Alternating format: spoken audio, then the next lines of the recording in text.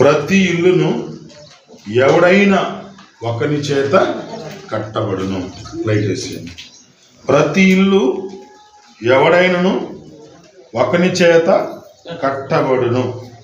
కింద ఫుట్ నోట్లో చూస్తే ఏమన్నంటే స్థాపించబడును అని ఏమనుంది? స్థాపించబడును. ప్రతి ఇల్లు ఒకని చేత కట్టబడును అని రాయబడింది. ఇల్లు అంటే ఇదేగా మనం కట్టుకున్న ఇల్లు. ఇదంతా నూతనమైన గృహం. ఇది ఒక చక్కని గృహం, అందమైన గృహం, చాలా విలువైన ప్రశస్తమైన ఈరోజు ఖరీదు కలిగిన గృహాన్ని దేవుడు కట్టించుకోవడానికి దేవుడు సహాయం చేశాడు. ఇప్పుడు అంతా రేటే, అంతా చాలా రేటుతో ఉంది. అటువంటి ఈ గృహాన్ని మరి చాలా చక్కగా వివరంగా మరి అర్థవంతంగా కట్టుకోవడానికి దేవుడు సహాయం చేశాడు. కనుక ప్రియులారా జ్ఞాపకం చేసుకోండి, ప్రతి ఇల్లు ఎవరైనాను ఒకరి చేత కట్టబడును. ఒక్కడు అంటే ఇందులో ఇద్దరు వస్తారు. నెంబర్ 1 కట్టించుకునే వ్యక్తి, కట్టే వ్యక్తి. కట్టించుకునే వ్యక్తి ఏమో యజమానుడు అవుతాడు, కట్టే వ్యక్తి ఏమో కూలివాడు అవుతాడు. కట్టించుకునే వ్యక్తి ఏమో యజమానుడిగా పిలువబడతాడు, కట్టే వ్యక్తి ఏమో దానికి ఒప్పందం చేసుకొని కూలివాడుగా ఉంటాడు. అయితే కట్టే వ్యక్తిలో ఏముంటుందంటే నైపుణ్యత ఉంటుంది. కట్టించుకునేవాడి దగ్గర ఏమో ఆ నైపుణ్యతకు తగ్గ అమౌంట్, డబ్బు ఉంటుంది. డబ్బును బట్టి ఇల్లు కట్టుకుంటా ఉంటారు. కొంతమంది 4-5 పోర్షన్లు పెట్టుకుంటారు. 2-3 బెడ్రూమ్లు చక్కగా అమర్చుకుంటా ఉంటారు. కిచెన్ రూమ్ సపరేట్గా పెట్టుకుంటారు. తర్వాత హాల్ సపరేట్గా పెట్టుకుంటారు. తర్వాత 2-3 బెడ్రూమ్లు, అటాచ్డ్ బాత్రూమ్స్, ఇలాగ ఎన్నో రకాలుగా ఏర్పాటు చేసుకుంటూ ఉంటారు. ప్రియమైన వాళ్ళరా, ఆ మధ్య కాలంలో ఒక ఆయన 28 గదులు కలిగిన ఇల్లు కట్టించాడు. 28 గదులు, 28 గదులతో ఆ ఇల్లు కట్టడం జరుగుతూ ఉంది. ఈ మధ్య ఇల్లులు ఎలా కట్టుకుంటున్నారంటే చాలా పెద్దవిగా విశాలముగా కట్టుకునేవారు కొంతమంది ఏమో వారికి ఉన్న స్థలములోనే కట్టుకునేవాళ్ళు. కొంతమంది వారి స్థలములో, అది 2 సెంట్లు అయితే 2 సెంట్లు, 3 సెంట్లు అయితే 3 సెంట్లు, దానిలోనే కట్టుకుంటా ఉన్నారు. ప్రియమైన వాళ్ళరా, ఇల్లు కట్టడంలో గొప్పతనం ఒకటైతే కట్టడానికి దేవుడు శక్తి ఇస్తేనే కట్టగలుగుతాం. హల్లెలూయా చెప్తారా? కట్టగలడానికి దేవుడు శక్తి ఇస్తేనే కట్టగలుగుతాం. కొందరి గృహాలు 5 సంవత్సరాలైనా అలాగే ఉంటున్నాయి, 4 సంవత్సరాలైనా అలాగనే ఉంటున్నాయి, 3 సంవత్సరాలైనా అలాగనే ఉంటున్నాయి. ఆ గృహాలు కట్టుకోవడానికి వారికి స్తోమత లేదు. ఒకసారి ఒక బ్రదర్ నన్ను పిలిచి, పాస్టర్ గారు బోర్ వేస్తున్నాం, ఇల్లు కట్టాలా, రండి ప్రార్థన చేద్దుకని అన్నాడు. సరేనని చెప్పేసి ప్రార్థన చేయడానికి వెళ్ళాను. బోరు పాయింట్ పెట్టారు, ఆ పాయింట్లో ప్రార్థన చేశాను. బోర్ పాయింట్ పెట్టగానే వాటర్ చక్కగా వచ్చినాయి. నేను ఇక ఇల్లు ఎప్పుడు కట్టుకుంటారో అని చెప్పేసి అనుకుంటా ఉన్నాను. చక్కగా ఇల్లు కట్టే టైంలో ఒకసారి పిలిచి ప్రార్థన చేయించుకున్నారు. ప్రార్థన చేయించుకున్న తర్వాత కరెక్ట్గా 3 నెలల్లో మళ్ళీ ఓపెనింగ్ పెట్టుకున్నారు. 3 నెలలు. నేను ఏదో చిన్న ఇల్లు కట్టుకున్నారని పోయి చూస్తే దాదాపుగా ఒక 3 ఫ్లోర్లు పెద్దది కట్టారు. చాలా పెద్దది కట్టారు. ఓపెనింగ్ పిలిచారు, చాలా పెద్దది కట్టుకున్నారు. ప్రభునందు పిల్లరా, వాళ్ళకి స్తోమత కొలది వాళ్ళు కట్టుకుంటారు, తప్పేం కాదు. అయితే కట్టటములో ఉన్న గొప్పతనం కంటే గృహములో ఉండటమే గొప్పతనం. హల్లెలూయా చెప్తారా? ఇంకొంచెం గట్టిగా చెప్పలేరా? గృహములో ఉండటమే గొప్పతనం. ఇప్పుడు మన ఇంటి దగ్గర ఒక ఇల్లు పెద్దది కట్టారు, ఎంతకంటే ఇంకా చాలా పెద్ద ఇల్లు కట్టారు. నేను చాలా రోజులు బట్టి వాళ్ళని గమనిస్తున్నాను. వాళ్ళు ఆ ఇంటికాడ లేరు.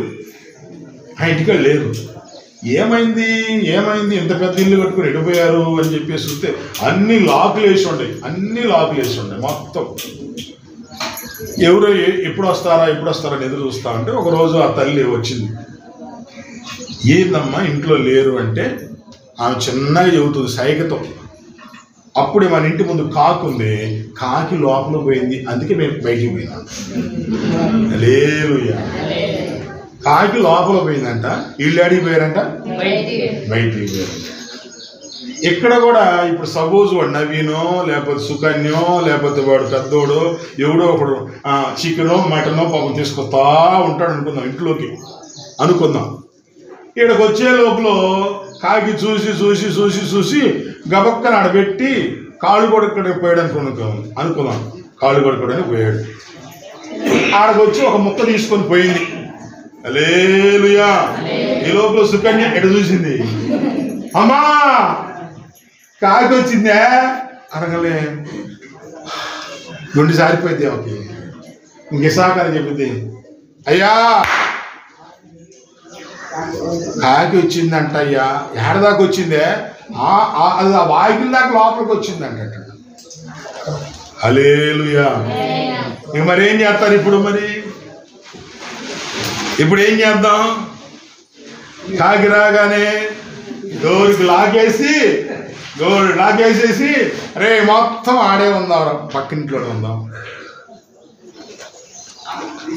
చిన్న ప్రశ్న వేస్తా, బాగా చెప్పాలి. కాకులు దేవునికి ఇష్టం లేదా?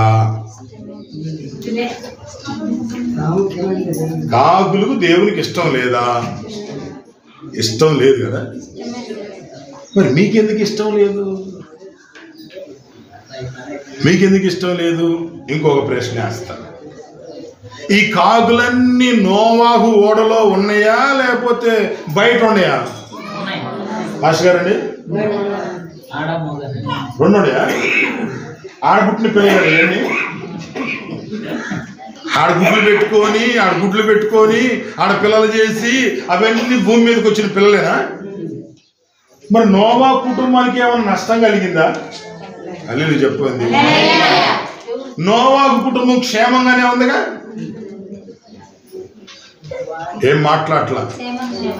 నోవా కుటుంబానికి ఏమైనా నష్టమైందా? నోవా కుటుంబానికి ఇబ్బంది అయిందా? 8 మంది ఓడలో కెట్టపోయారు, మళ్ళా 8 మంది క్షేమంగానే బయటకు వచ్చారు. వాళ్ళకి ఎటువంటి నష్టం లేదు. Praise the lord. మరి మీకెందుకు నష్టం? సార్ కాకి సార్ అట్టంటే నేను నిజంగానే ప్రార్థన చేస్తా, ప్రభువా అందరిలో కాకులు పంపించిన ఆయన, అందరిలో పంపించిన ఆయన కాకులు మొత్తం కూడేరంత ఖాళీ అయ్యేది యేసునామములో. అంటే ఈ రాయలసీమలో ఒక చిన్న కిటికీ పెద్దగా ఏమీ లేదు, అందరిలో కాకులు పోయిన అందరూ ఇల్లు వదిలిపెట్టి పోతా ఉంటారు. కాబట్టి నోవాహు కుటుంబంలోనికి, నోవాహు ఓడలోనికి, నోవాహు జలప్రళయంలో వర్షం వచ్చినప్పుడు, ఆ వర్షములో భయంకరమైన తుఫాను వచ్చినప్పుడు బయట ఉండడానికి ఆస్కారమే లేదు, ఓడలో మాత్రమే ఉన్నారు. ఓడలో నెమిళ్ళున్నాయి, కాకులున్నాయి, కోయలున్నాయి, పిచ్చుకలున్నాయి, పావురాళ్ళున్నాయి, సకల జాతి పక్షులున్నాయి. 7 అల్లు చెప్పండి. సకల జాతి పక్షులున్నాయి, సకల జాతి పురుగులున్నాయి, సకల జాతి జంతువులున్నాయి, సకల జాతులున్నాయి. కానీ వాళ్ళకి సురక్షితంగా కాపాడే దేవుడు కూడా ఉన్నాడు. గట్టి చెప్పు. ఆ కుటుంబాన్ని, ఆ గుడారాన్ని కాపాడే దేవుడు ఉన్నాడు. నీ గుడారాన్ని ఎందుకు కాపాడు? నీ గుడారాన్ని ఎందుకు కాపాడు చెప్పాలి. ఏ తెగులు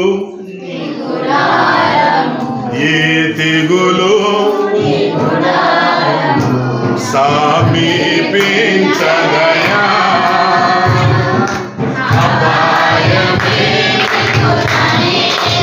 చెప్పడు.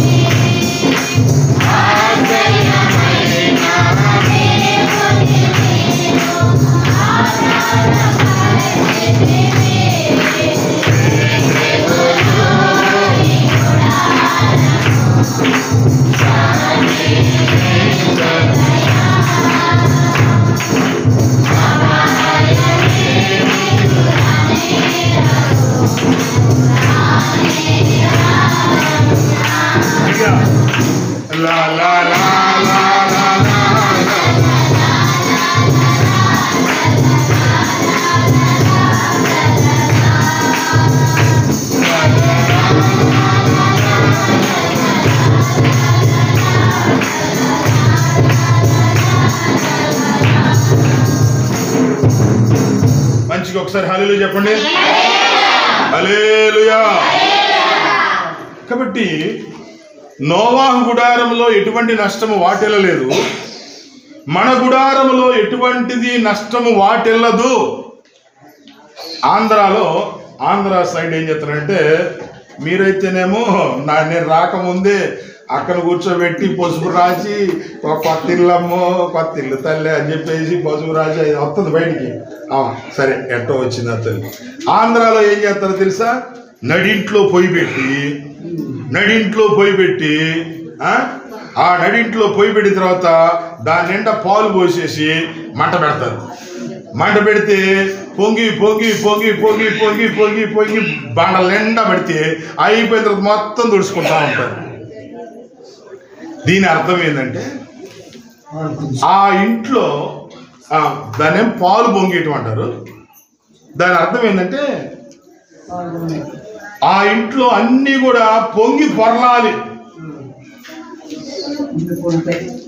అన్నీ చెప్పాలి, పొంగి పొరలాలి. హట్ట పొంగి పొర్లించుకున్న చాలా గృహాలు నేను చూసా.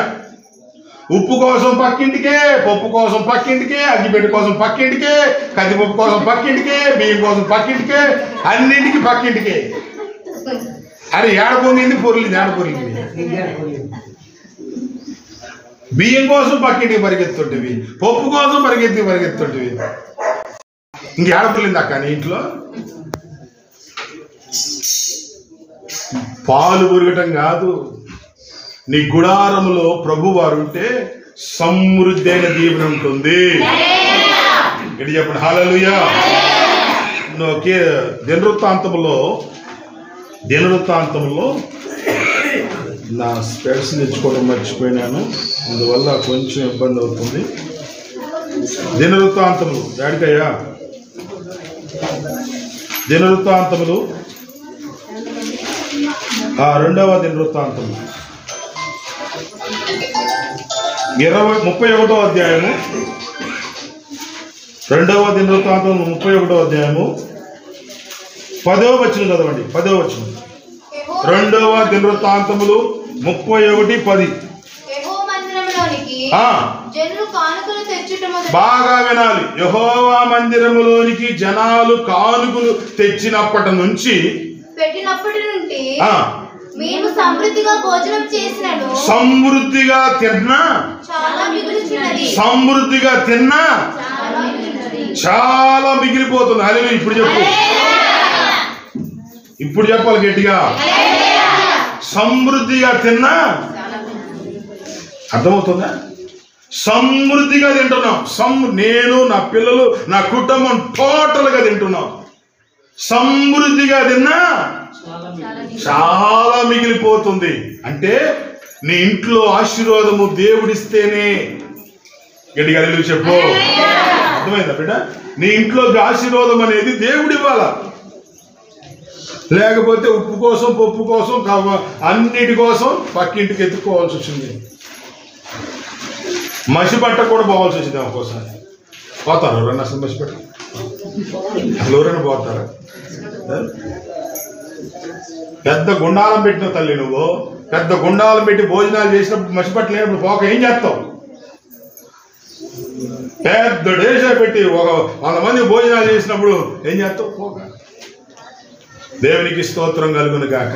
ఇక్కడ దేవుని సన్నిధి వాళ్ళ ఇంట్లో ఉన్నంత కాలం, దేవుని సన్నిధి వాళ్ళ జీవితంలో ఉన్నంత కాలం అంట వాళ్ళు సమృద్ధిగా తింటున్నారంట. ఇంకా మిగిలిపోతుందంట, ఇంకా మిగిలిపోతుంది. ప్రియమైన దేవుని బిడ్డ, దేవుడు నీ ఇంట్లో ఏమి ఇవ్వాలంటే సమృద్ధి ఇవ్వాలి. ఏమి ఇవ్వాలి? బియ్యమే గాని, బేళ్లే గాని, నూనె గాని, ఉప్పే గాని, కారమే గాని, పసుపే గాని, ఇంకోటే గాని సమృద్ధిగా దేవుడు. అది ఎక్కడి నుంచి వచ్చిందంటే ఆయన సన్నిధిలో నుంచి వచ్చింది. ఆయన దీవిస్తే, ఆయన ఆశీర్వదిస్తే ఆ ఇల్లు దీవించబడింది. Praise the lord. చిన్న ఉదాహరణ చెబుతాను. దైవ సేవకుడు అడుగుతున్నాడు, అమ్మా మొట్టమొదటి రొట్టె నా దగ్గర తీసుకొస్తావా అని అంటే, ఆమంటుంది, అయ్యా మా భర్త లేడయ్యా, నాకు ఒక్కడే కొడుకయ్యా, కొద్దిగా పిండి ఉందయ్యా, కొంచెమే ఉందయ్యా పిండి. ఆ మొట్టమొదటి రొట్టె నువ్వేం అడుగుతున్నావు?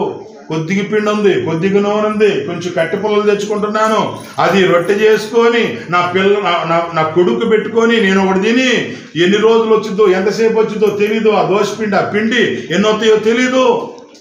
తిన్న తర్వాత ఇంక అయిపోతే ఇంక తర్వాత మా బతుకులు ఇంక చచ్చిపోవటమే కదయ్యా. నువ్వు అడుగుతున్నావు ఏందయ్యా అంటే, అమ్మా నేను నీతో చెప్తున్నాను కదా, మొట్టమొదటి అప్పం నా దగ్గర తీసుకురాపో.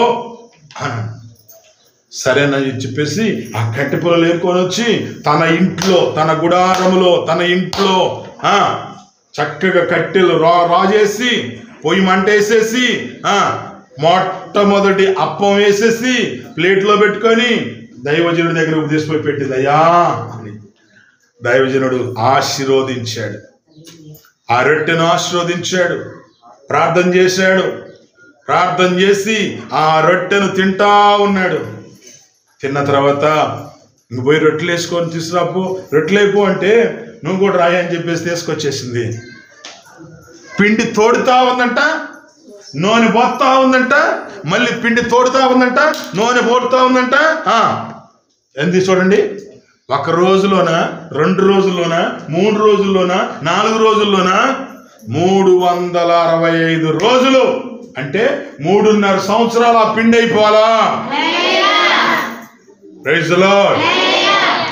3.5 సంవత్సరాలు పిండి అయిపోలేదండి, 3.5 సంవత్సరాలు నూనె అయిపోలేదు.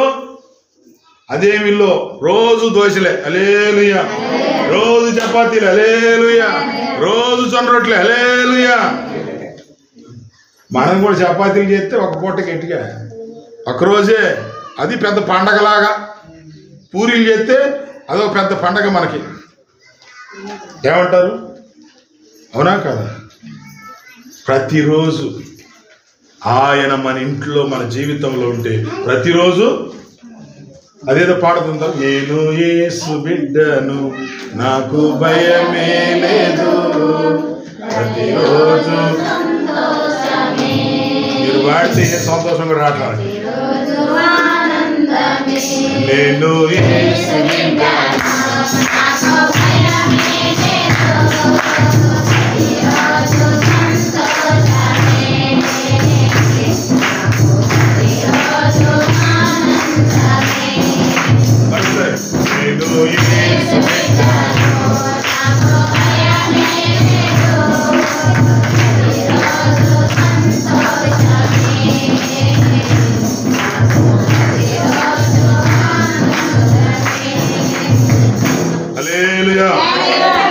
గుడారంలో ఇంకోటి ఉండాలి. ఇప్పుడు సమృద్ధి చెప్పాను, గుడారంలో ఇంకేం ఉండాలో చెప్తాను. ఆదికాండము 12వ అధ్యాయం, ఆదికాండము 12వ అధ్యాయం 7వ వచనం. ఆదికాండము 12వ అధ్యాయం 7వ వచనం. యెహోవా అబ్రహాముకు ప్రత్యక్షమై నీ సంతానమునకు ఈ దేశం ఇచ్చిందని చెప్పగా అతడు ప్రత్యక్షమై యెహోవాకు ఒక బలిపీఠం కట్టాడు.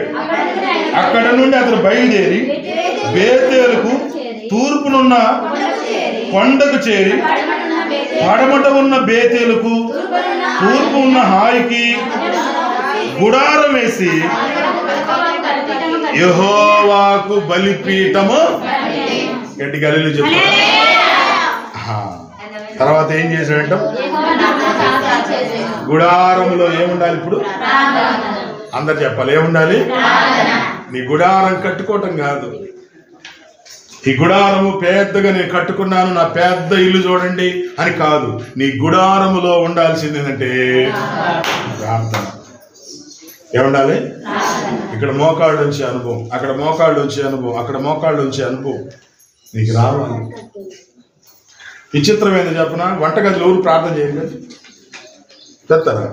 అందుకే చేతులు కాల్చుకొని మూతులు కాల్చుకోండి, చేతులు కాల్చుకొని మూతులు కాల్చుకోండి. వంటగదిలో ప్రార్థన ఏడుంది?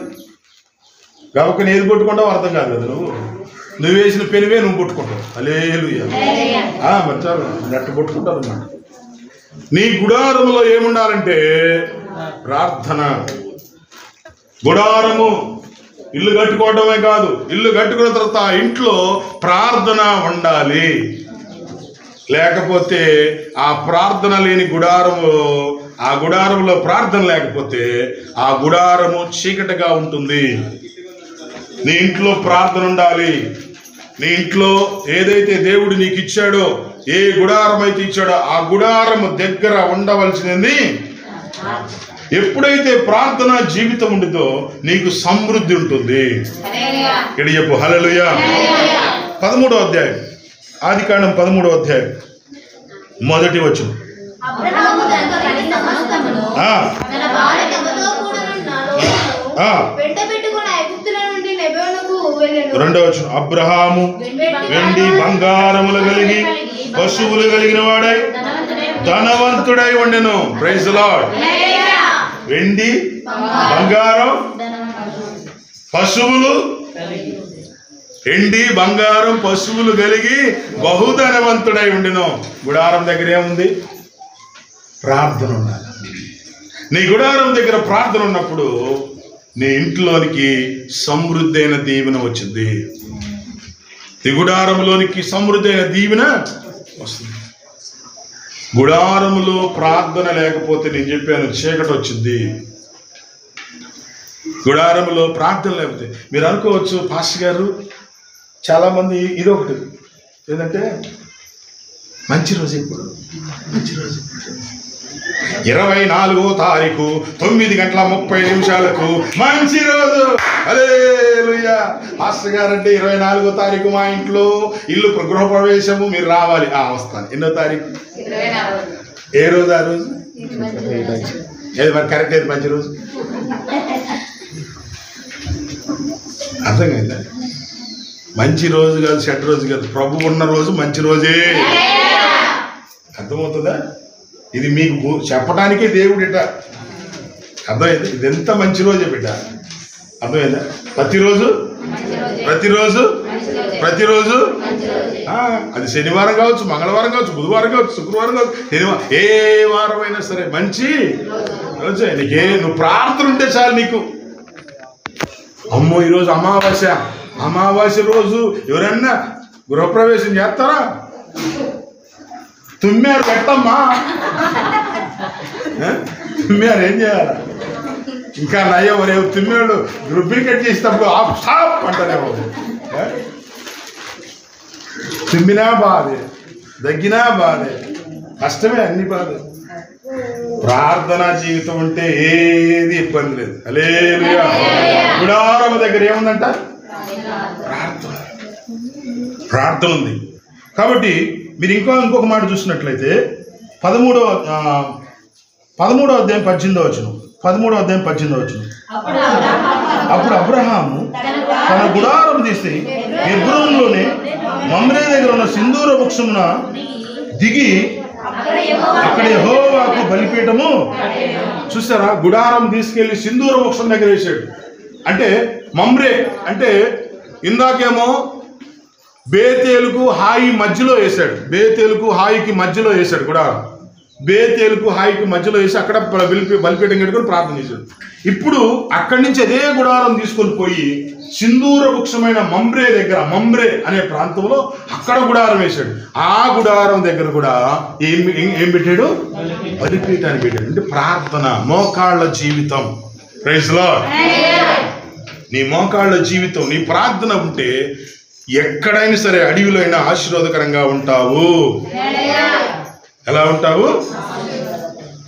ఒక్కొక్క ఇల్లు చాలా ఎడారిలో ఉంటుంది, సంతోషంగా ఉంటారు వాళ్ళు. ఒక్కొక్క ఇల్లు అందరూ ఇల్లు మధ్యలో ఉంటారు. అందరి ఇళ్ళ మధ్యలో ఉన్న ఏదో భయం భయం భయం భయం భయం, తెలియని భయంలో ఉంటారు.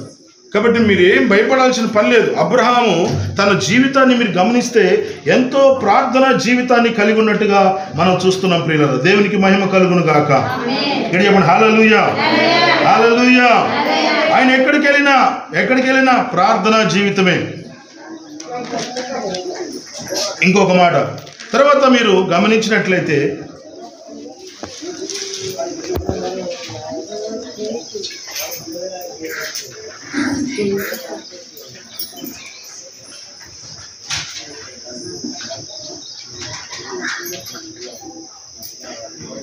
ఆదికాండము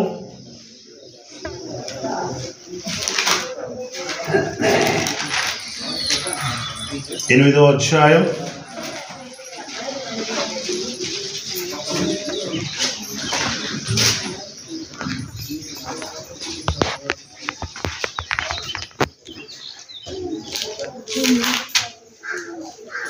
'సరే ఇది నాకు కనిపించలేదు.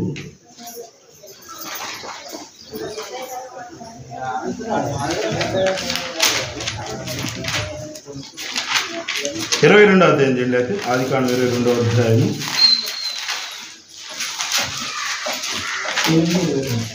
22 ఆదికాండం 22:9. అలాగూ వారిద్దరు కూడి వెళ్ళి దేవుడు అతనితో చెప్పిన చోటికి వచ్చినప్పుడు అబ్రహాము అక్కడ బలిపీఠం కట్టి కట్టెలు చక్కగా వేసి తన కుమారుడు ఇస్సాకును బంధించి ఆ పీఠం పైనున్న కట్టెల మీద ఉంచెను. అప్పుడు అబ్రహాము తన కుమారుని వధించుటకు తన చేయి చాపి కత్తి పట్టుకొనగా యెహోవా దూత పరలోకము నుండి అబ్రహామా అని అతనిని పిలిచెను. అందుకతడు చిత్తము ప్రభువా అనెను.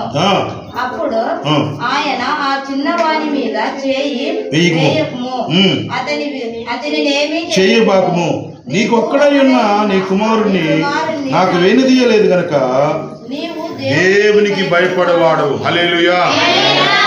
మీకు ప్రాణం వచ్చినట్టు హల్లెలూయా. మీకు వచ్చింది ప్రాణం, గట్టి చెబుతారు హల్లెలూయా. బయట ఉన్న వాళ్ళు ఇంక లోపలికి వస్తారు గట్టిగా హల్లెలూయా.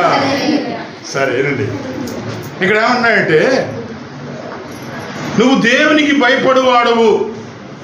బలిపీఠము దగ్గర రెండో స్టెప్ ఏంటంటే దైవ భయము కలిగి జీవించాలి. హల్లెలూయా చెప్పండి. బలిపీఠము దగ్గర నీకు ఉండవలసింది ఏంటంటే దైవ భయం. దైవ భయం కలిగి ఉన్నప్పుడు సమృద్ధి అయిన దీవెనలు ఉంటాయి. బయటికి పోతారా యాడికి కరెక్ట్ అయిపోతున్నారుగా. మా కూర్చో తల్లి మైకి తీసుకున్నా. దేవునికి స్తోత్రం కలుగును గాక. బలిపీఠం దగ్గర ఏముండాలంటే దైవ భయం కలిగి ఉండాలి. క్రైస్తవుడా, దేవుని బిడ్డ, నీ గుడారములో క్షేమమును దీవెన ఉండాలంటే ఆ బలిపీఠం చూసావా, ఆ బలిపీఠం దగ్గర నీకు ఉండాల్సింది దైవికమైన భయం. బలిపీఠం మాత్రమే కాదు, కొంతమంది ప్రార్థన ఉంటుంది, భయం ఉండదు. గంటల తరబడి ప్రార్థన చేస్తారు, భయం ఉండదు. 2 గంటలు 3 గంటలు ఏమన్నా చేస్తారు, భయం ఉండదు.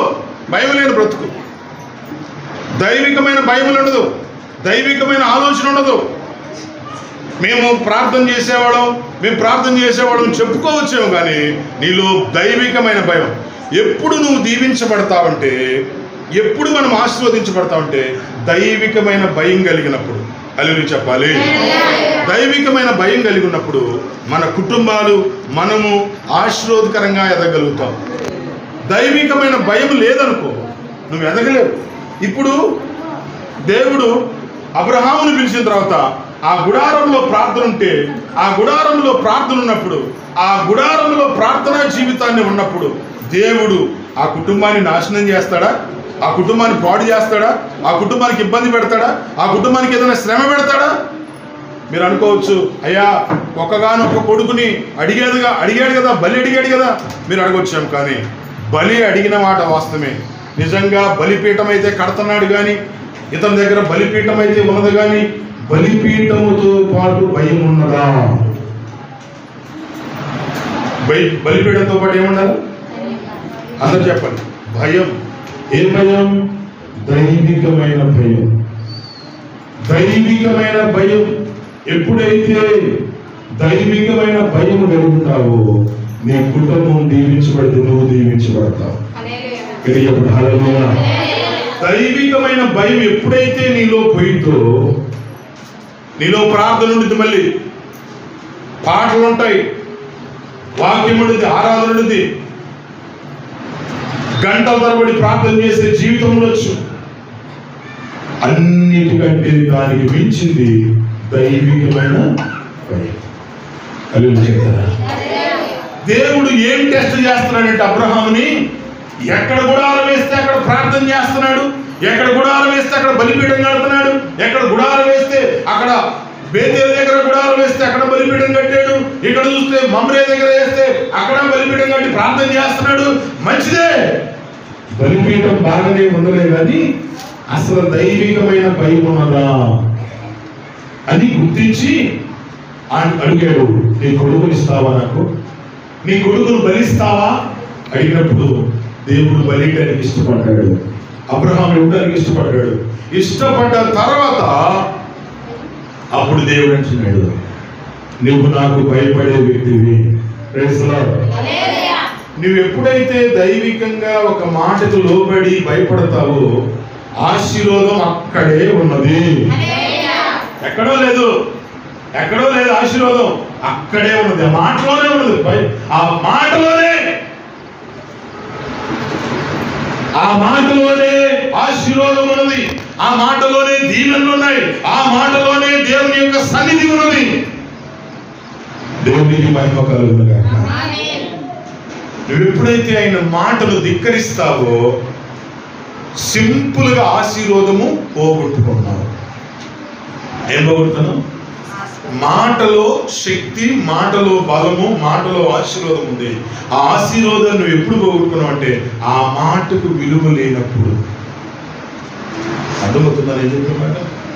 కనుక కష్టమైన, నష్టమైన, బాధ అయినా, ఇబ్బంది అయినా అబ్రహాము దేవుని మాటకు లోబడి ప్రయాణము చేసి, నా గుడారం దగ్గర అయితే బలిపీఠం కట్టాను, కానీ ఇప్పుడు దేవుడు పిలుస్తున్నాడు అక్కడికి వెళ్దామని చెప్పేసి ఆ కొండ మీద పోయి, ఆ కొండ మీద మోరియా పర్వతం మీదకి వెళ్ళిపోయి ఆ పర్వతం మీద బలిపీఠం కట్టి అక్కడ కూడా ప్రార్థన చేసి దేవుడు అడిగినట్లుగానే కుమారుడిని ఇవ్వడానికి ఇష్టపడుతున్నాడు.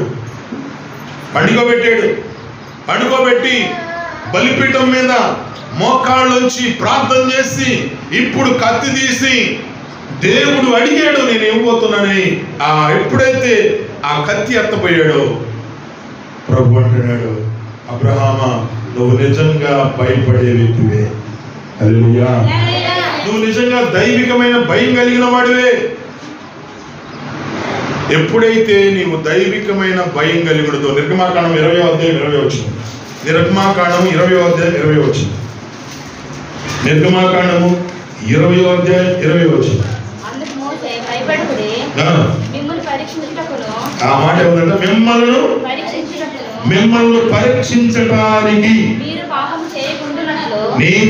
పాపము చేయకుండా ఉండేటానికి ఆయన భయం మీకు కలగాలి. చెప్పండి. నిర్గమాకాండం 20:20లో స్పష్టంగా రాసి పెట్టాడు ఆయన భయం. మనుషులు భయం కాదు. ఇప్పుడు మనుషులు కూడా ఏడ భయపడుతున్నారు? పెద్దోళ్ళకి అసలే భయపడలేదు, పాస్టర్లకు అసలే భయపడలేదు.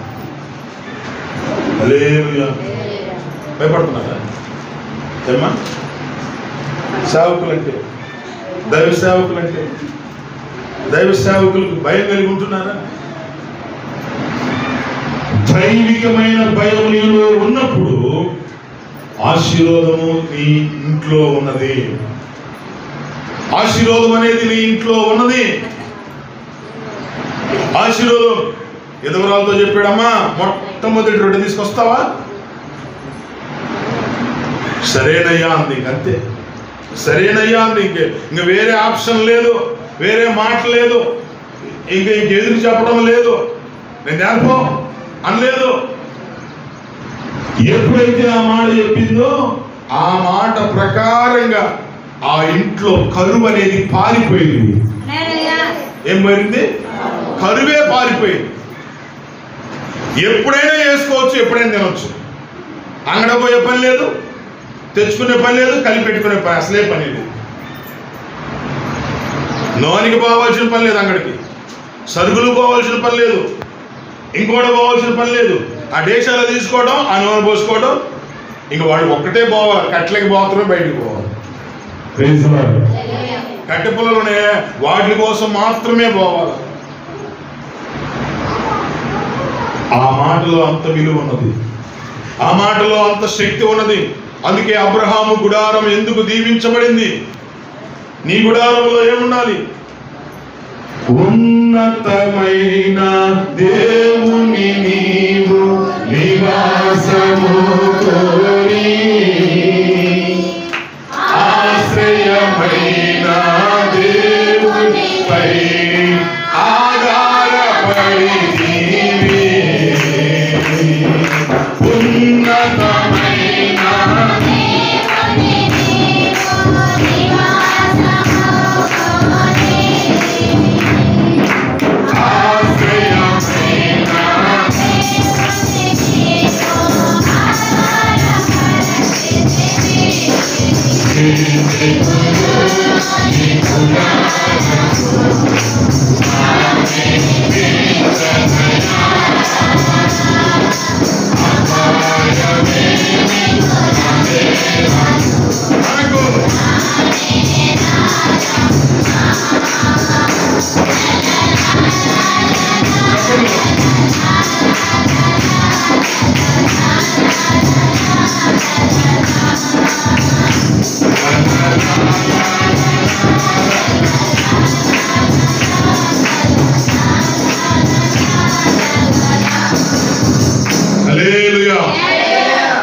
నెంబర్ 1, కట్టేది దేవుడే.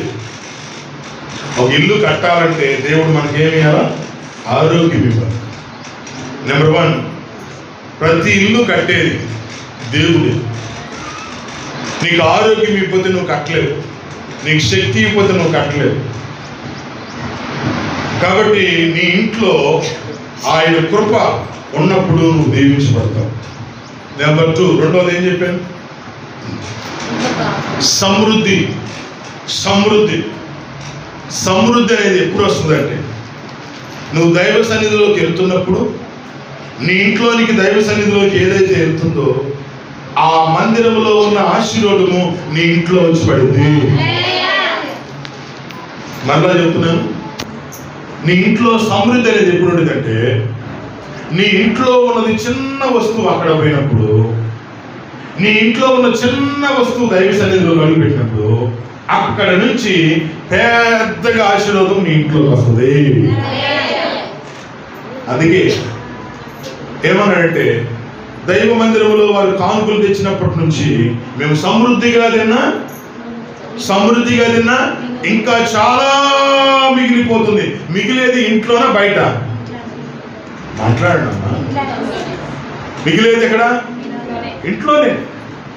చాలా సార్లు మనము తినలేక బయట వాళ్ళకి ఇచ్చేస్తాం, పిలిచి తీసుకెళ్ళండి అని చెప్పేసి. ఒకప్పుడు మనకి లేని పరిస్థితులు దేవుడు సమృద్ధిని ఇస్తున్నాడు. మూడోదిగా, నీ గుడారములో ప్రార్థననే బలిపీఠం ఉండాలి. ఏముండాలి? ప్రార్థననే బలిపీఠం. నీ గుడారములో ఉండవలసింది ప్రార్థన అనే బలిపీఠం ఉంటే నీకు సమృద్ధి అనేది దేవుడిస్తాడు.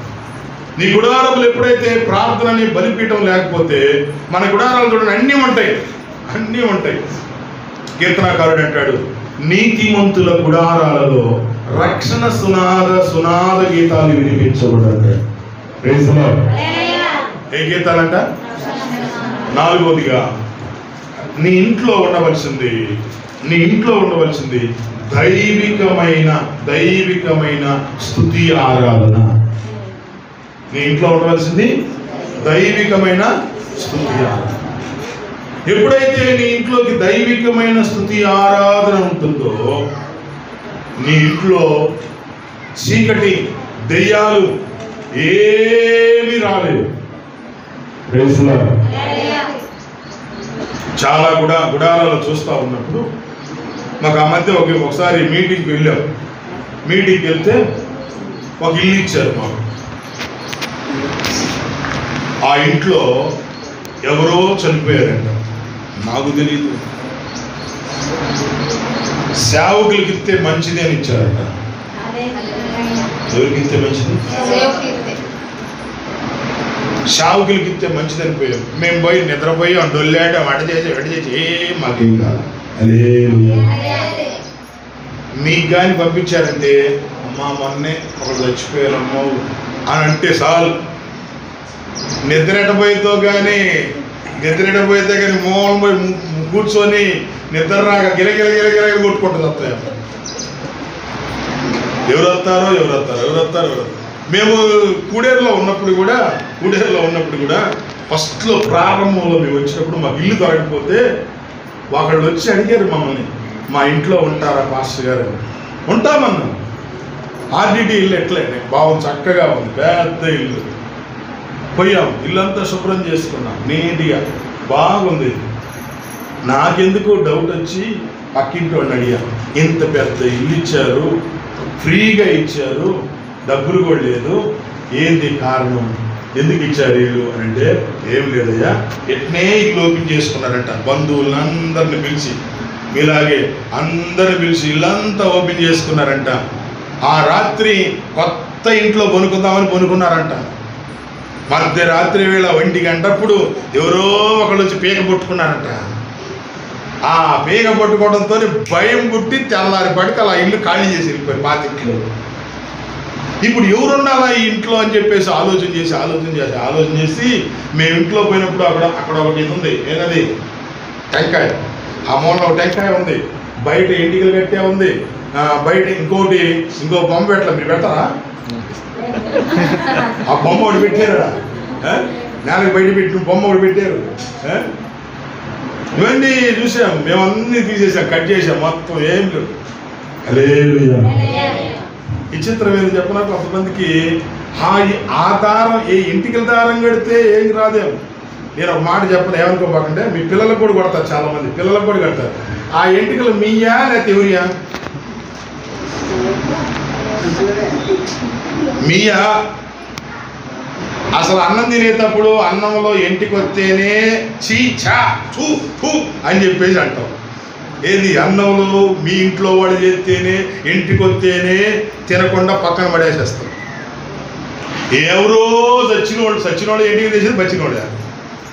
లేకపోతే మీరు దువ్వినప్పుడు ఊడితే అమ్మ సిక్కెంటికలకి ఎంటికలు అనేది వస్తారు కదా, వాళ్ళకి ఇస్తే ఆయమ్మ ఎంటికలు ఇస్తే ఆ ఎంటికలన్నీ చుట్టి ఒక దారంలా చుట్టి ఇదైతే మీ పిల్లోడికి ఏ దరిద్రం పోయింది అంటే ఆ దరిద్రం పోవాలని చెప్తారు. ఎంటికలు ఎవరు చేయి? చచ్చిన వాళ్ళు ఉంటాయి, బతికిన వాళ్ళు ఉంటాయి, ఆడలు ఉంటాయి, రోగాల వాళ్ళు ఉంటాయి, బాధల వాళ్ళు ఉంటాయి, కష్టాల వాళ్ళు ఉంటాయి.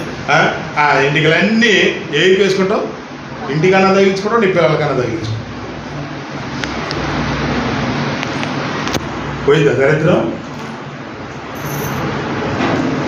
కొంపదీసి చచ్చిపోయిన ఇంటికి నీ ముందే కట్ చేసుకొని అల్లుతా ఉంటే వేసుకుంటావా? అవసరమా నీ పిల్లలకి? ప్రార్థన జీవితం ఉంటే నీ గుడారమే మారిపోయింది. ఎటు చెప్పు, నీ గుడారంలో ప్రార్థన జీవితం, నీ గుడారంలో దైవ సన్నిధి, దైవాశీర్వాదం. అందుకే ప్రతి ఇల్లు ఎవరో ఒకరు కడతారు, కానీ ఆ ఇంట్లోకి ప్రభువా మీరు మా ఈ గృహంలోకి రండి ప్రభు అని పిలిపించినప్పుడు ఆ గృహము బహుగా దీవించబడుతుంది, బహుగా ఆశీర్వదించబడుతుంది, బహుగా దీవెనతో నింపబడుతుంది. నీ గుడారంలో, నీ ఇంట్లో ఎవరైనా సరే, పాతిళ్ళు కానీ కొత్తిళ్ళు కానీ ఏదైనా సరే, నువ్వు ప్రార్థన చేసుకుని ఆ గుడారంలో ఉంది, నీకేం కాదు, ఏం కాదు. కుడేరులో మనం ఇల్లు స్థలం కొనేటప్పుడు అక్కడ చెప్పారు, సార్ ఇక్కడ స్థలం కొనబాకండి అన్నారు. ఏమైందన్నా, ఆ గొంతలో ఒక పిశాచి ఉందంట, ఆ గొంతలో ఒక పిశాచి, ఆ గొంతను కూడా కబ్జా చేస్తున్నారు, అది కూడా పోతుంది, అది కూడా తీసేస్తున్నారు. కాబట్టి నీ గుడారంలో ఎవరుంటే చాలు, దైవ సన్నిధి ఉంటే చాలు. హల్లెలూయా చెప్పు, హల్లెలూయా. చిన్న ప్రార్థన చేసుకున్నాం, అందరూ కళ్ళు మూసుకోండి. అందులో స్టీఫెన్ గారు ప్రార్థన చేస్తారు,